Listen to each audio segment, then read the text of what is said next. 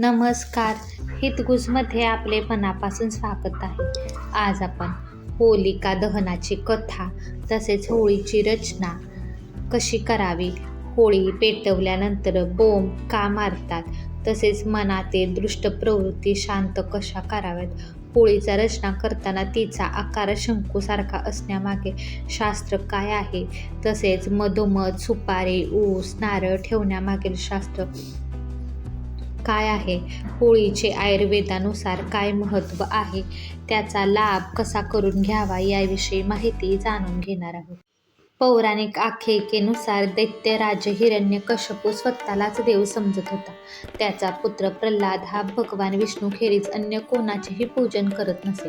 त्यामुळे हिरण्यकश्यपू अत्यंत क्रोधित झाले आणि त्यांनी अखेर आपली बहीण होलिका हिला प्रल्हादला आपल्या मांडीवर बसवून अग्नीत बसण्यास आदेश दिला.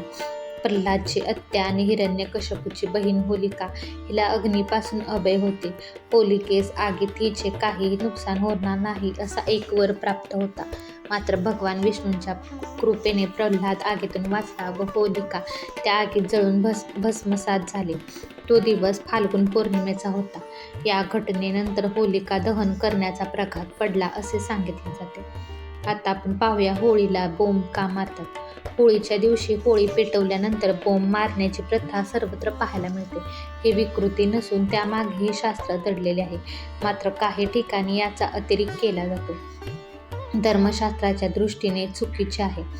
दुष्ट प्रवृत्ती शांत होण्याकरता हा विधी आहे. फाल्गुन शुद्ध पौर्णिमेला पूर्वा फाल्गुनी नक्षत्र येते. त्या नक्षत्राची देवता भग ही आहे. तेव्हा भगाच्या नावाने बोंब ठोकायची ही एक प्रकारची पूजाच होय. तो त्या देवतेचा सन्मानच समजावा. मनातील दुष्ट प्रवृत्ती शांत होण्याकरिता हा विधी आहे. हुताशने निनादाचे स्थूलातून प्रकटीकरणाचे प्रतीक म्हणून होळीच्या भोवती मोठ्या घोळक्याने एकत्रित धावत बोंबाबोंब केली जाते. प्रचंड वेगाने हेलकाव्यांसहित खाली खाली येताना आपोआपच बाहेर पडणाऱ्या किंकाळीला हुताशनं असेही म्हणतात. गोल फिरणाऱ्या झोपाळ्यात उंचावर गेल्यानंतर वेगाने खाली येताना पोटात कलकल होते.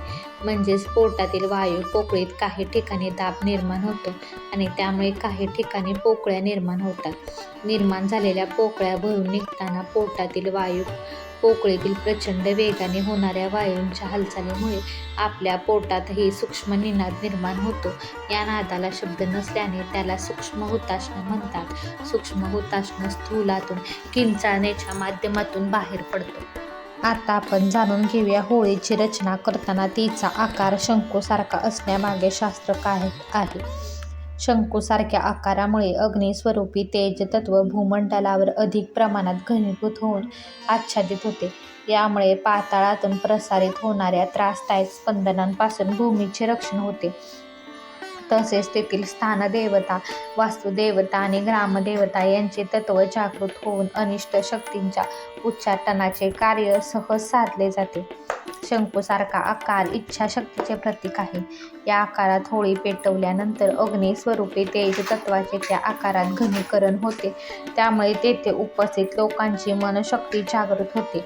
त्यांच्या कनिष्ठ स्वरूपातील मनोकामना पूर्ण होतात आणि त्यांना इच्छित फलप्राप्ती होणे शक्य होते. आता आपण पाहूया होळीची रचना करताना मधोमध एरंड, नारळ, सुपारी किंवा ऊस उभा ठेवण्यामागील शास्त्र.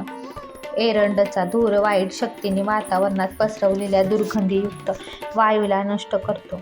नारळाकडे आकृष्ट होणाऱ्या ब्रह्मांड मंडलातील सात्विक लहरींमुळे होळीतील अग्निरूपी तेज स्वरूप शक्तीतील देवत्व टिकून राहण्यास सहाय्य होते. सुपारीचा मूळ गुणधर्म रजोगुण धारण करण्याचा असल्याने या रजोगुणाच्या सहाय्याने होळीतील तेजाच्या कार्य करण्याच्या गुणधर्मात वृद्धी होते. ऊस हाही प्रवाही रजोगुणी लहरींचे प्रक्षेपण करण्यात अग्रेसर असल्याने याच्या सान्निध्यामुळे वायुमंडलात होळीतील शक्तिरूपी तेज प्रक्षेपित होण्यास आणि वायुमंडलातील शुद्धी अल्प कालावधीत होण्यास सहाय्य होते. आता आपण जाणून घेऊया यांचा आकार. ऊस हा संपूर्ण घ्यावा. ऊसाच्या खोडापासून तसेच पानातून प्रवाही रजोगुणी लहरींचे प्रक्षेपित होते. हे खोड होळीत घनीभूत झालेल्या अग्निरूपी तेजाला प्रवाही बनवून त्याचे वायुमंडलातील कारंजासारखे प्रक्षेपित करते. झाडाचे खोड हे झाडाच्या खोडाची उंची ही 4 फुटापर्यंत असावी. आता आपण पाहूया होळीचे महत्त्व आणि आयुर्वेदानुसार होळीचा लाभ कसा करून घ्यावा. थंडीच्या दिवसात शरीरात साठलेला कफ दोष होळीच्या काळात सूर्याच्या उष्णतेमुळे पातळ होतो आणि त्याच्यामुळे विकार उत्पन्न होतात. होळीच्या औषधी धुरामुळे कफ न्यून होण्यास सहाय्य होते. सूर्याच्या उष्णतेमुळे पित्त काही प्रमाणात वाढते. गाणे, हसणे आदींनी मन प्रसन्न होते आणि पित्त शांत होते. होळीच्या वेळी म्हटलेल्या रक्षोघ्न मंत्रांनी वाईट शक्तींचा त्रासही न्यून होतो. आता आपण जाणून घेऊया आयुर्वेदानुसार होळीचा लाभ कसा करून घ्यावा. विकारांची होळी करून जीवनात आनंदाचे उधळण करायला शिकवणारा सण म्हणजे होळी. हा विकारांची होळी करण्याचा फाल्गुन मासातील सण आहे. विकारांचे जळमटे जाळून टाकून नवीन उत्साहाने सत्वगुणाकडे जाण्यासाठी आम्ही सिद्ध आहोत याचे जणू तो प्रतीकच आहे. राहिलेला सूक्ष्म अहंकार हाही होळीतील अग्नीत नाहीसा होतो.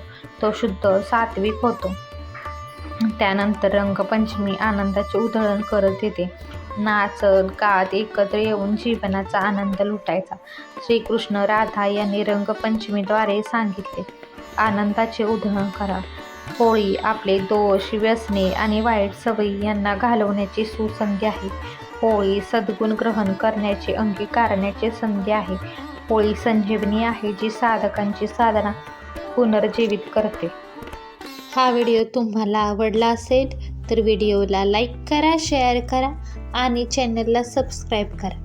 भेटूयात पुन्हा अशाच एका छानशा व्हिडिओसोबत. तोपर्यंत धन्यवाद.